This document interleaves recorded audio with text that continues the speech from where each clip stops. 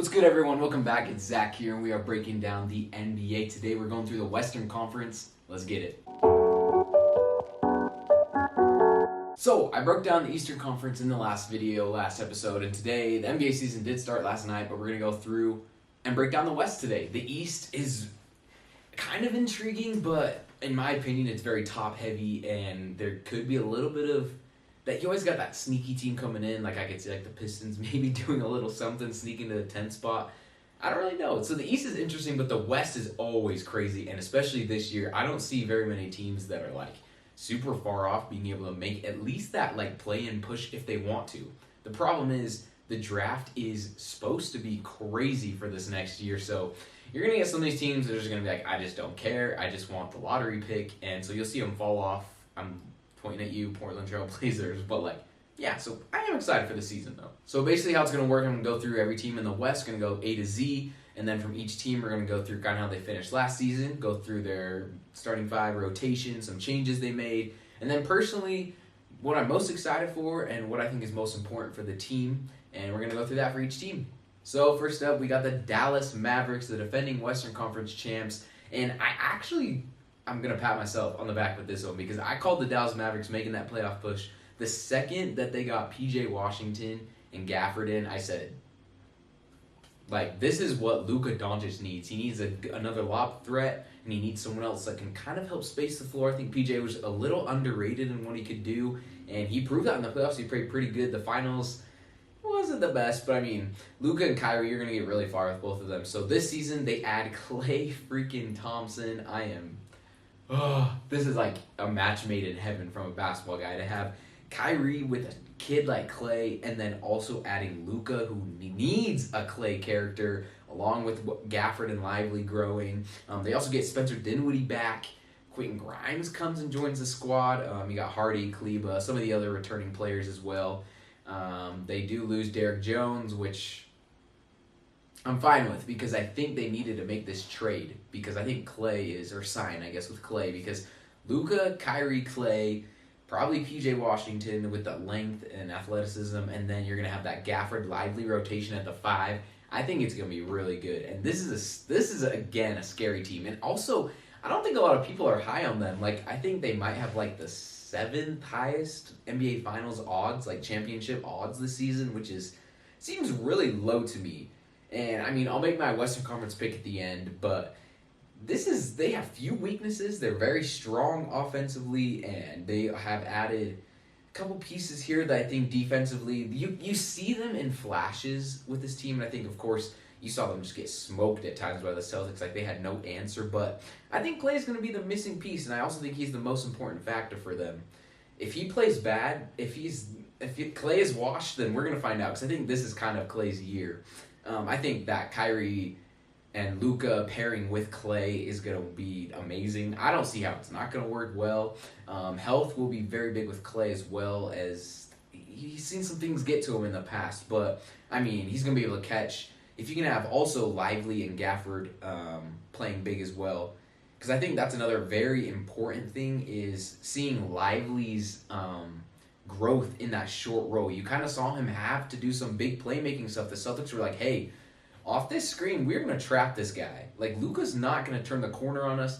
Kyrie's not going to get around the edge as well, and we're going to trap it. And you better hit Gafford or Lively in the short roll, or P.J. Washington, and they better be able to make a play. And they were not good at it. And Lively has to be able to put the ball on the deck, 1-2 dribbles, get into a post move, get into something, hit it the corner to Klay. That's why I think the spacing with Klay is going to be so important. So next up, the Denver Nuggets finished second last season, and I don't know. I'm not a big fan of watching the Nuggets play, if I'm being honest. Like, it can be pretty at times, but sometimes I'm just like, all right, they beat the system. They throw it to Jokic. Jokic throws it to Gordon on the dunker spot, roll to the bucket. Like, okay, I've seen this movie a million times, but they're good. I'm not going to give them that. They switched around a little bit. They got Mr. Russell Westbrook in. Apparently, the locker room loves Westbrook there, which I think is a pretty interesting, I think he's a good culture fit.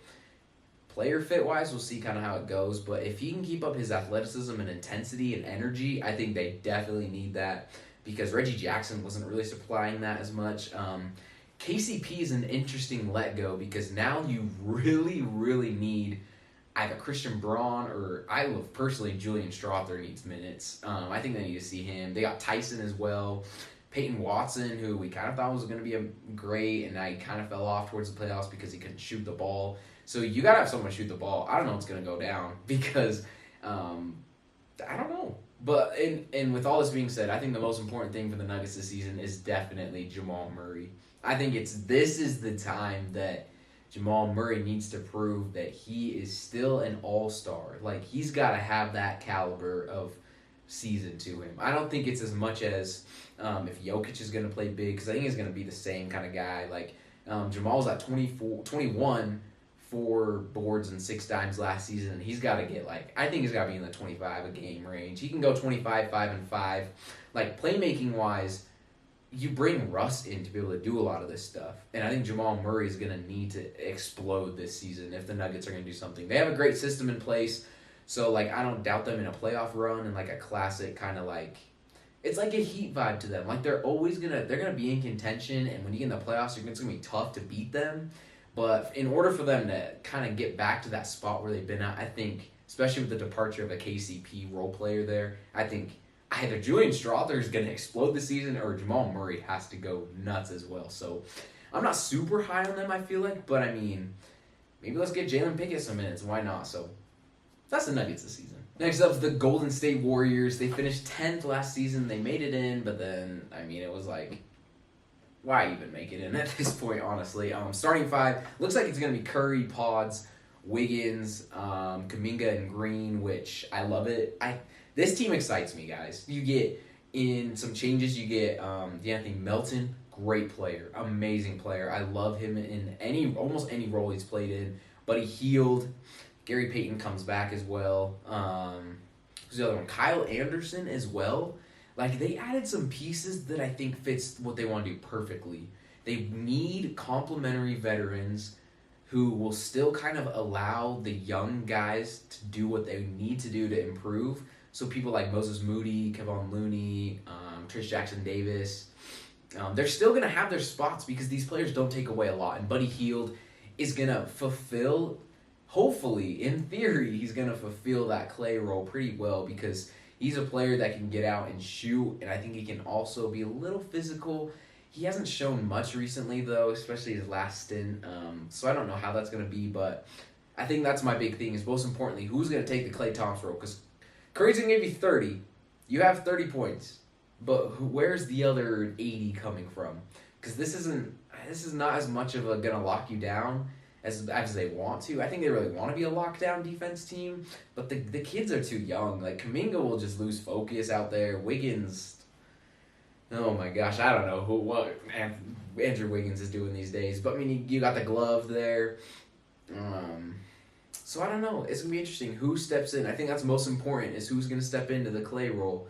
You need, I mean, maybe it is Podziemski, and he just goes nuclear with this two-headed guard, this Brunson-Luka backcourt kind of style. Like, so maybe it is him. I would love to see Moses Moody get more minutes. He just seems like he just keeps getting drowned by all these players. Hield comes in, Melton comes in, and it's hard to get Moody minutes, but I want to see if Moses Moody can play. I know Kuminga also wants to be a Warrior for life, but we'll see how he plays as well. And I think I'm just most excited because, personally, I think Dub Nation's back. I think this is a good team.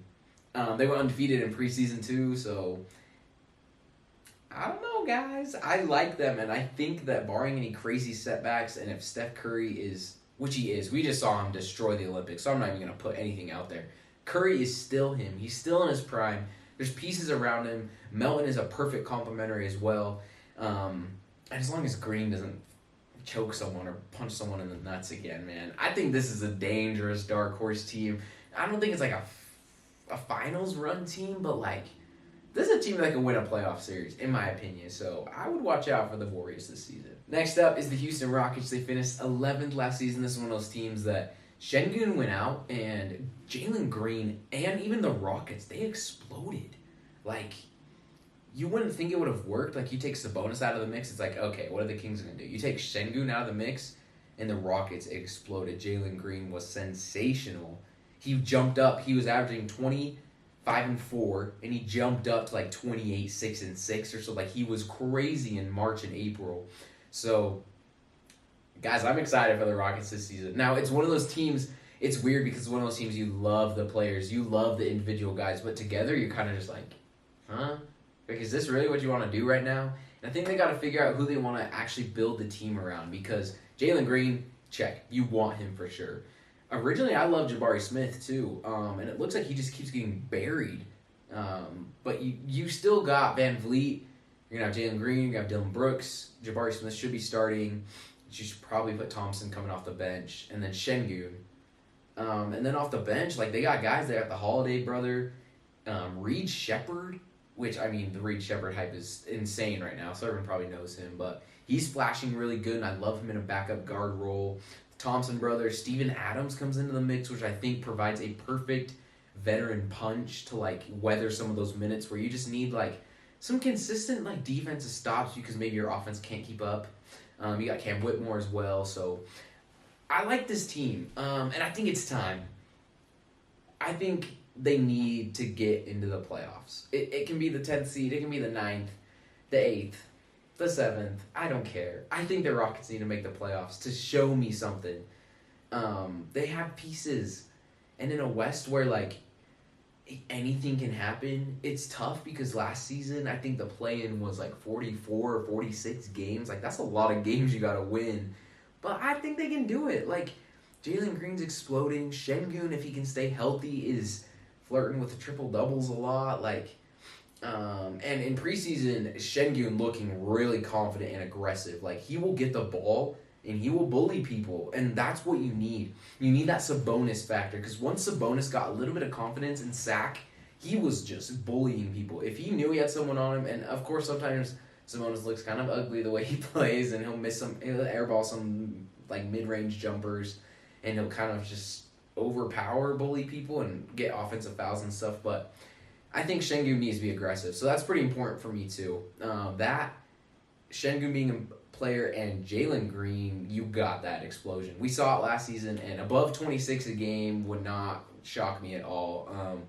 Then you just want that third, like I said. You need to figure out who the next guy is. So, like, I think Jabari Smith hopefully should have a pretty good season as well, and he can come around and kind of fulfill in that 4 role. So, we'll see how it goes, but I like the Rockets this season. Next up, the Los Angeles Clippers. They finished 4th last season. Everyone was riding the Clipper train, and like I do every single year, I count them out. I basically pretend like they don't exist when it's time to, like, either watch freaking late-night TV on the West Coast, pick a playoff. I don't trust them, and this year is the same. Leonard, who knows how much time he's going to miss this year. I am not relying on James Harden, Norman Powell. What's he going to have in their 5? Let's say Leonard is in. So the Leonard at the 3. Probably Mann plays 2 because of his defense. But Zubac, I guess Leonard would probably go 4, but then Zubac. But they added Kevin Porter, Paul George and Westbrook go away. They got Dunn. They got Derrick Jones comes in as well. Bones Highland's still flirting in the backgrounds. I don't care. I don't really know about this team because most important in my eyes, they just are not a contender, and I don't take them serious. If Leonard was insanely healthy and he can get around that 27, 28 points per game and really show his veteran status, I would like to say that I believe anything in them, but if I'm being honest, I don't even want to see him in the top 10. Like, I think it's a wasted playoff spot. I'd rather the Spurs get it, or the Rockets. Like, I'd rather someone else just hop in there, get some playoff contention, and, like, this is, like, probably my dark prediction right here, but I wouldn't be surprised if this team misses the playoffs. Like, I guess they can make the play-in, but in this Western Conference, I don't know. And if you're relying on these guys, I don't trust it. So I am not high on the Clippers. I'm sad for Kawhi Leonard, but I am not high on the Clippers this season. Next up is the LA Lakers. Guys, we do this every year with the Lakers, I swear. But don't connect.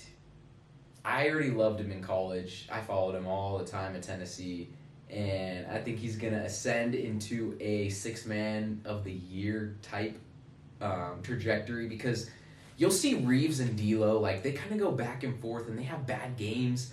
Like, even last night, just watching the home opener, the Lakers played, D'Lo was buns, but Reeves was all over the place. Like, he was fighting with Naz Reid and Gobert for offensive rebounds. Like, I don't know, those two are so weird to me. They're like, they literally play rock paper scissors before the game, and they're like, all right, you got to play bad today. I'm going to play good. Like, I don't get it. So I think Dalton Connect is massive for this team. I think if he can, it's going to be weird because he's got to quickly adjust to the style, the pace, and everything the NBA offers. But, like, I think he could really become a player that can score and give you that little punch off the bench. He's bigger, too, and he's athletic. He is sneaky athletic. So I like him. I like that upside. You got D'Lo, Reeves. Rui was kind of looking nice. I was like, okay, Rui, you play, let's go. And then LBJ, of course, Anthony Davis, who I think is also going to have a massive season. And that is something I'm like, think is most important for them is Anthony Davis ascending. I think LeBron is slowly falling into that facilitator role, which is great because he's so smart and he knows where AD wants the ball. He knows how to get Reeves looks. He knows what to do to help the offense run. He just needs some pieces. So I think that's where Dalton Connect will also help. But like I said, most important, I think Anthony Davis is going to have a massive season. Like, I don't think anyone's going to stop him. And I mean, obviously, last night he had like 36 and 13. Like, but I think this is going to be him. I think he's going to average like 28 a game. I think he's still dominant. The offense has just been weird.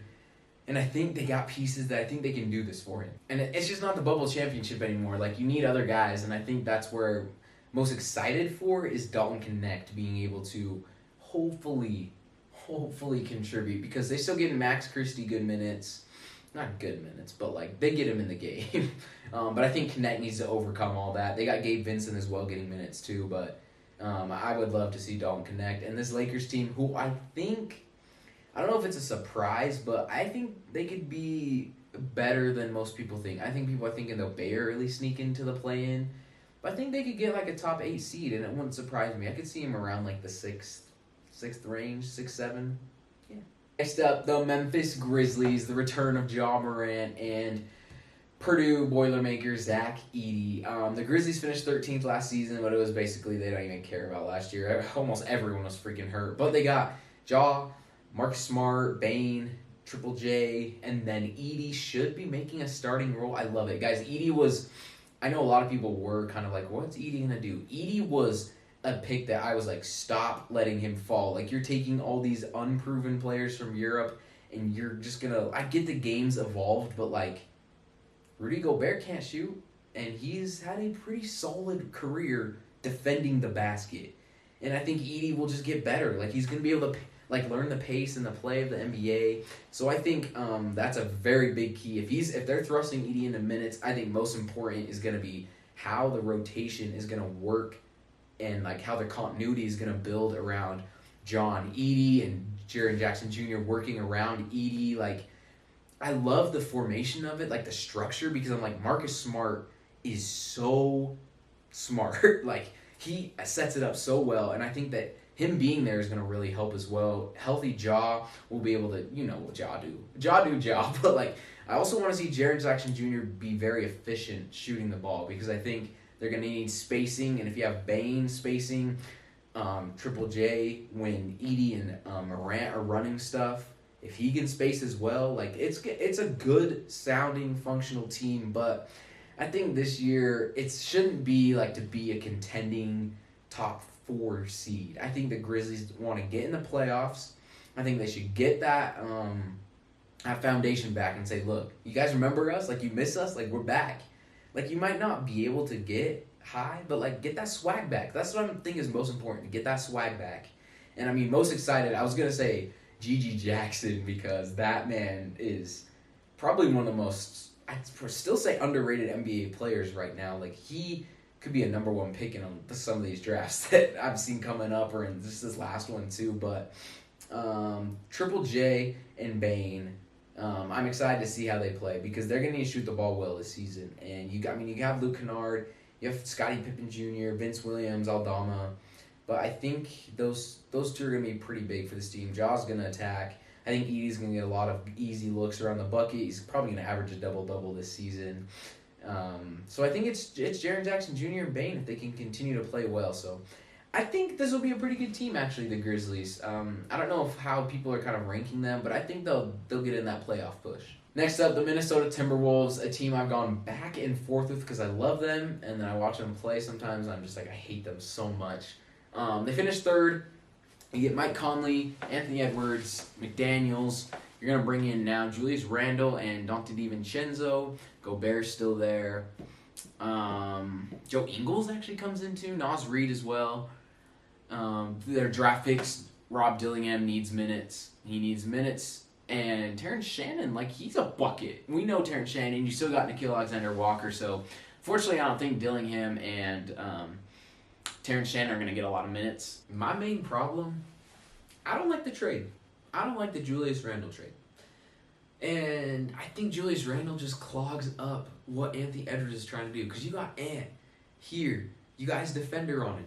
And if Randle's on either wing, like this, his defender is all the way. And I saw it last night. Like literally, he's all the way pinched in. Because he's going to pinch. If he's going to give the ball to Randle, which I don't know why, Anthony Edwards is going to swing it to Randle on the wing anyways. But then, if he actually does swing it and he's helping, like you could just exit and like it doesn't make sense. I don't know. And I think he's just plugging up he's plugged up the Knicks flow before. I think he's going to plug up the T-Wolves flow. I love Dante going in, but I mean like, if you're saying, okay, Dante for Towns, like, I think the Knicks definitely won that trade. I think Towns helps the Knicks more than Dante and Randle helps the T-Wolves. That's just looking at now. Maybe Randle will prove me wrong this season, but I think Ant needs this floor spacing, and Randle does not provide that at all because he's going to take 6 dribbles from the wing and try to get to the bucket where Ant is trying to do his thing out there too. So, I don't know. I was really high on the Timberwolves. And the more I've seen some preseason footage, the more I've thought about it and gone into like rotations and see what they're going to actually do. I don't like it. Right now I'm kind of sad because I want Ant to succeed for sure, but I think they actually took a step back this season. Next up, the New Orleans Pelicans. They finished 7th last season, and their rotation's so weird, guys. It's giving like Houston Rockets. Like they have so much just the players. Like they did get DeJounte Murray, which is kind of sick, but they got DeJounte, CJ McCollum, Herb Jones, Zion, Brandon Ingram. They also get rid of Jonas Valanciunas. They have Daniel Tice there now, which... So basically, is Herb Jones going to play the 5 then sometimes? They also have Alvarado, Trey Jones, Jordan Hawkins off the bench. Like I said, they lost Jonas and Larry Nance. Guys, I don't like it either. I think personally that if you were going to move and go get DeJounte, then I think you probably should have tried to do something moving maybe Ingram. Like, I think the Ingram-Zion thing is just redundant at this point. I'm actually fine with DeJounte and CJ pairing back there, but my issue is I don't like the 4 spot, and then because you don't have a true 5, like, you're going to have to play Tice a bunch, which means fine, but, like, he plays better in Germany with the German team. I mean, Zion, I saw something that he's probably going to be the most important thing. I think it's between Zion and Ingram how that pairing is going to work. I think Ingram's probably gone by All-Star break anyways. But Zion is like the only lottery pick since in the 2019 draft that has not been in the playoffs. And that's kind of gross. So I think it's pretty big. I think it's time for Zion to step up. And I think they have the team around him because not forcing CJ to be the true point guard is great because DeJounte can do all that. CJ's going to hit a lot of triples this season. But I was most excited this season for the development of Jordan Hawkins and Trey Murphy, and it looks like they're just kind of getting stuff to the side. I think Trey Murphy needs to start, and I think he could start on almost any team in the NBA. Imagine if the Lakers got Trey Murphy. Like, oh my gosh, like it would be crazy. Like, there's so many teams that Trey Murphy could help, and him coming off the bench for the New Orleans Pelicans is not the spot Murphy needs to be in. So I'm kind of sad of that. And Jordan Hawkins does kind of the same. He's like Dante DiVincenzo. Like, he could really provide a boost for a team. So I don't know. Preseason, you did see a lot of DeJounte, CJ, Herb Jones, Daniel Tice, and then they had the 4 between Ingram and Zion. But if you're bringing one of them off the bench, which is probably going to be Ingram, let's be honest, then you're just pushing more away from the Jordan Hawkins and Trey Murphy. So I am not a fan of the Pelicans this season. And I wouldn't be surprised if they... No, I mean, I think they'll make the playoffs because of the talent, but, like, I wouldn't be surprised if they don't make the playoffs, honestly. Like, they're just a bunch of players just thrown together, and I'm not a big fan. So, Yeah. Next up, the Oklahoma City Thunder, baby. They finished first in the West last season, and they're riding a high right now. The playoffs were a little interesting, but you saw some of those first bumps going in. I think they could have gone even further, honestly.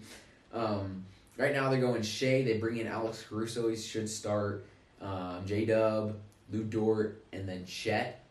It'll be interesting. They also got Hartenstein, which is chef's kiss because this team could not rebound the freaking basketball in the front court last season. They struggled so much. Now bringing in Hartenstein is the beef they need, and I think it also helps to let Chet sometimes slide into the 4 and work that kind of like Towns game that he can do, like to stretch the floor. And I think Caruso and Hartenstein in theory are amazing ads, like amazing. And I think we already have like this great continuity and depth that the Thunder have, and adding 2 players like this that just beef it up even more with Case and Wallace, Isaiah Joe, the other Williams, bro. Like, this is a scary team. I'm not going to lie. And I think a lot of people are actually high on them. I think they actually have the highest odds to make it out of the West and to play in the finals. Most important for them, I think, is not just Shea. I think J-Dub, he needs to continue this ascension, which is crazy because he was actually their best fourth quarter scorer last season. I bet a lot on him. In fourth quarters, he scored a ton, and he was very clutch for them. So I think a lot of people haven't seen that, like, or haven't noticed that side of him, but he is a big-time player. And so I think this year it's going to be most important is just seeing J-Dub continue to expand his game, be efficient, shoot the ball well, and really help Shea clear up the court so Shea can kind of do his thing, get in his bag too. I'm most excited to see if Shea has kind of hit his ceiling, honestly. I mean, 30 points a game, 6 and 6. If he can shoot the 3 better, I mean, it's not a huge part of his game, but it's kind of like Ant. Like, he's incorporated that little step back into the jump shot from the top of the key. And, I mean, that's just going to make him even more lethal because Shea loves this little delayed between the leg move. And I think if he can mimic that into like a step back or just like that little half Isaiah Thomas spin, there's a lot of little things I see where Shea could tweak little parts and really become as efficient as possible. I mean, he could be he already is one of the craziest scorers, but I think if he can improve that 3 ball, I'm just really excited to see Shea this season. See if he's stuck with a lot of his stuff or if he's really started to hone in like these other parts. And like, I'm just very excited. This team's deep. This team's fun. I think they're going to make a pretty big run this playoffs, too. Next up, the Phoenix Suns. They finished 6th last season, and they got the signing that the whole NBA was screaming for. Get Tyus Jones on a team, and he is here, and he is going to have the biggest impact. I promise you. Already averaging 7 assists. It's like 7.5 assists on the Wizards. Like, bruh, this kid is going to be perfect. He doesn't demand the ball, and when he gets the ball, he is so efficient. He's like the highest assist to turnover ratio. He is sensational with the basketball, and he's just going to open this offense so much because he can also shoot the ball too. It's not just like how Rondo is like this amazing floor general, but he can back off a little because he might not be the greatest shooter.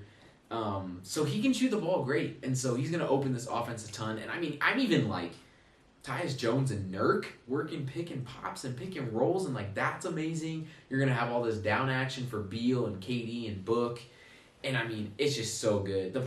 My only problem is the bench unit. Like they're not the deepest. It's like Grayson Allen, Monte Morris, Royce O'Neal, Bobo's still there. They get Ryan Dunn. They add to the mix. Oso Ighodaro as well is a pretty solid player who could contribute in the future. I think. It's a little crowded with the big situation, front court situation really here. But I think most important is definitely Bradley freaking Beal, man. You bring him in as an all-star top player, and he showed signs. Sometimes he's so passive that it drives me crazy. Like, I think sometimes I saw him play the Lakers last season. In one game, he took like 1 shot. And I get it that sometimes they have this weird, like, Book's going to go off, then KD's going to go off, then Beal. But, like, he just needs to get aggressive off the bat. Like, he averaged 18 a game. And I'd love for him to keep this same consistency in this 18, like 5-5 range. But I just need him to be big on both ends of the court. Like defensively, you got to be an anchor. You got to be solid because that's going to be so big for the team to be able to have Tyus Jones push the ball up, find Book in transition. And I'm most excited for D-Book, man. I think this is going to be a huge season. I think he's got this swag to him. he knows the world loves him, really. Like, they love his jumper. I think this is a big season for D-Book, so I hope they trade for a shooter to add a little bit more to the team. I know you had Grayson Allen, but, like, go get someone from the Pistons. Like, the 9 shooters that the Pistons have, just go get freaking... What do they even have now? Malik Beasley, Tim Hardaway? Like, go get someone. I know they don't have, like, anything really to give, but, like, maybe try to do something. I could see this team actually making a pretty big run in the playoffs. Of course, health, but I like the Suns this season. I think Tyus Jones is one of the best adds to a team since we went, like, Pau Gasol to, like, the Lakers. Like, that kind of thing. Like, I don't know. I think it's going to be pretty big for them. Next up, the Portland Trailblazers finished all the way at the bottom in the Western Conference last season, and I'm thinking they're going to repeat, maybe do the same thing. No, this team is so weird because they get Scoot Henderson, they got Simons, Denny Advita comes in, which is actually a pretty underrated player. I think he played pretty good in Washington. Arguably the best player in Washington that was playing there besides Tyus Jones. But they also have Jeremy Grant, DeAndre Ayton, Shaedon Sharpe is there. Chris Murray, the Murray brother, is very good. He doesn't play a ton, but I like the flashes from him. Banton, Clingan, the draft pick, needs to be getting minutes, but I love how they have for Clingan to develop. Listen to this real quick. We got Jeremy Grant, DeAndre Ayton, Rob Williams, who are all pretty good, like, defenders. And you bring in Clingan, who's a great college defender, and I think those 3 can really help kind of round out Clingan's game and get him to transition into the NBA. I love it. I love the Rob Williams being like, Clingan, come here, buddy. Like, I hope they just take him under his wing and, like, make him great because I think they have a good front court to be able to do that for him. So I'm excited for that aspect of it. More importantly, it's a big year for Ayton and Jeremy Grant. I think we got to figure out in Portland what we're going to do with this because I'm fine with the Scoot Henderson, Simon, Shaedon Sharpe backcourt, with Shaedon Sharpe potentially moving into the mix as well. But I like this. Let's keep this. Round this out. Now let's figure out what we're going to do over here because Simons is a bona fide bucket. Shaedon Sharpe has flashed amazing too, like kind of a bigger Jalen Green type guy. And then Scoot he's not as efficient as you want him to be scoring the basketball, which is kind of the knock. But, I mean, assists and rebounds, like after the All-Star break and like moving forward in the season too, Scoot showed a lot of ball. So, like, I'm excited for that backcourt. Most excited, like I said, I want to see Scoot, Simons, and Sharpe play together. I want them to really figure this out. All 3 of them should be able to score the bucket. And I like this. So, biggest thing, here's my problem. I kind of like this team is starting to look fun, but I don't think they're going to do anything this season. It'd be cool if they could make a little run if Rob Williams is healthy, but I don't think they have enough guys, we're going to see tonight they play the Warriors. The typical Steph Curry goes crazy against them. Simons goes crazy against the Warriors, back and forth. But, nah, I don't believe in the Blazers this season, let's be honest. Next up, the Sacramento Kings. Light the beam, baby. They finished 9th last season. This is a team I love because they're always on at the super late game. When I'm, like, off of work or off basketball or something, like, they're always on. I always get to watch them. They're my League Pass team. They've been this for, like, 5 years now. De'Aaron Fox, Keon Ellis. Sadly, Davion Mitchell goes, but Keon flashed so well that they're like, we can let Davion go because we got Keon. DeMar DeRozan comes into town. Harrison Barnes also leaves. But that's fine because I like DeMar being in there and then continuing to improve Keegan because he has flashed so well. Sabonis as well, Kevin Huerter, Malik Monk, the bench gods, really. The most important thing for the Kings, DeMar is going to be the glue. Like, he has to. The same way Paul George has gone to Philly to help glue together Maxey and Embiid and keep this team, I think DeMar has to be so huge. And he's been so great. Like, DeMar has been that solid, like, 26, 6-6, like, 5-5, kind of like fill up the stat sheet, do it all, be consistent. And, I mean, underrated, guys. Probably the thing I'm most excited for, too, is De'Aaron Fox and DeMar DeRozan were, like, the top clutch time, fourth quarter, second half scores, like, everything that has to do with the second half of closing out a basketball game, they're, like, some of the best. And so putting them together is freaking scary. And that is dangerous because late night, fourth quarters, you're also, I even forget, Malik Monk is one of them, too. Like, he's been so great closing out games too. So this is a dangerous team. The emergence of Keon Ellis kind of allows Herter and Monk to pepper in like these little bench unit minutes and scoring, and they can do it so well. I want to see Herter hopefully get more consistent as well. But I like this team. I think some people might be down on them, but what's not to like? Like, they're almost the same exact like the Beam Kings. Crazy energy. The only difference is you added one of the best wings in the NBA that's still playing in prime basketball. Like, do you know how many game winners DeMar hit last season? No. I think the Kings might surprise some people and get like a top 6 seed this season. I think I have to sort out the standings in my head, but like this Kings team could really do something. Next up, the San Antonio Spurs. They finished 14th last season, but this is not the same Spurs, guys. We got CP3 coming to town, Harrison Barnes, and this team excites me. I'm going to be watching them a ton. I'm actually going to see one of the first games of the season they're playing. So I'm going to go see Wemby for the first time. I am so excited. But CP3, you get Vassell, Harrison Barnes should probably be in the starting mix. Sohan and Wemby. I think Barnes got to be in that mix because you have Sohan. You want him in there. So you need a little bit more of a scoring punch as well with Barnes. So he's consistent like that. Then you have Trey Jones, Stephon Castle, Champagnie, Keldon Johnson, who sadly is kind of like keep getting like pushed lower into the like rotation. But I love Keldon. Zach Collins is there as well. But I'm glad that they found out that Wemby plays the 5 and that he's not going to be the little 4 and 5 thing. You're not going to play a 5 next to Wemby. But I think that helps because you got CP3 now. And my biggest, most important thing this season is please don't rush this. Like, don't trade for anyone. Don't do anything wild. Just steady, slow, develop this team. Devin Vassell, continue to grow him. Trey Jones learning from Chris Paul is amazing. He's exactly what Trey Jones needs to learn how to see the floor better, I think. Then the leadership, the experience of Harrison Barnes and CP3 is going to be so good for this team, this young core. I'm excited because you bring in Stephon Castle, too, who can learn from these guys, too.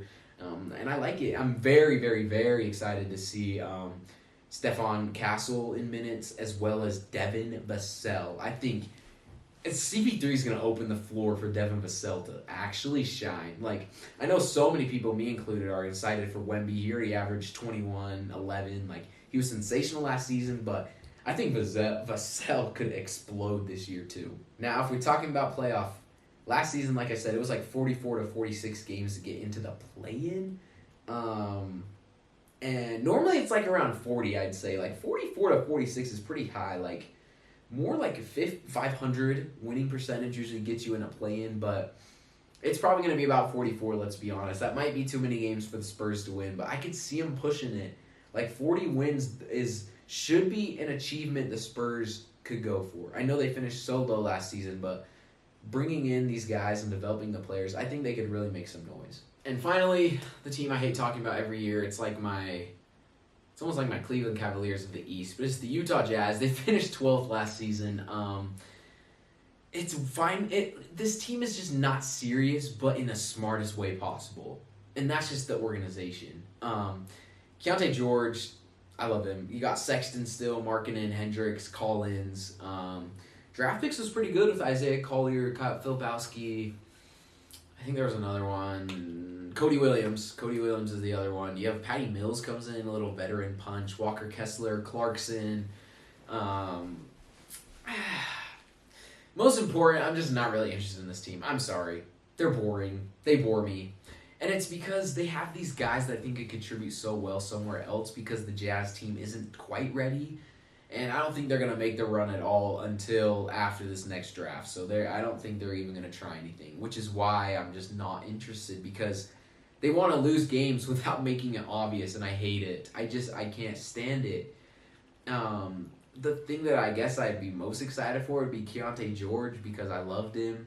In college, post All-Star last season, he was pretty solid. He played really good.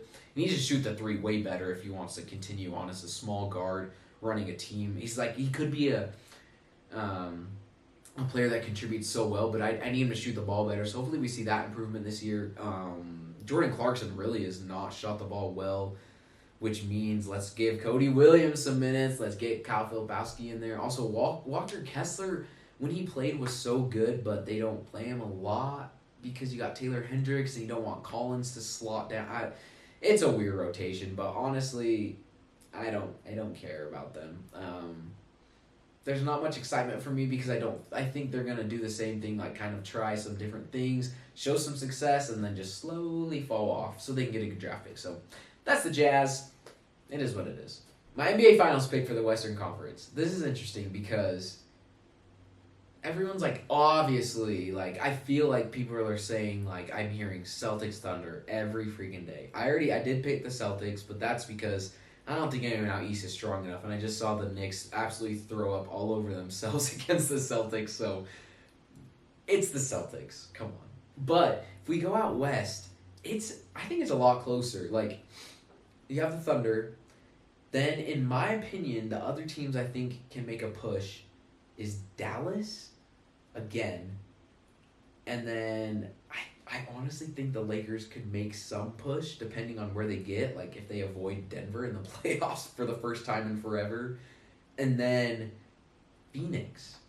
Those are the three teams. It's Dallas, Lakers, and Phoenix who are the ones that I'm very intrigued in, and then you throw the Thunder in there. Those are my four from the West that I think are kind of like, are there. And I don't know if it's a surprise to people, but I actually like Dallas to go back to the NBA Finals. I would love for them to maybe try to add a little something on the bench, just like one more piece, because they got Dinwiddie, they got Grimes, but I'm like, you need something, just give me something else. But Luka, Kyrie, Clay, PJ, Gafford, Lively, this team is dangerous, guys. I don't know how people don't see it. I don't know why their odds are so low. I think people are just excited with the Thunder.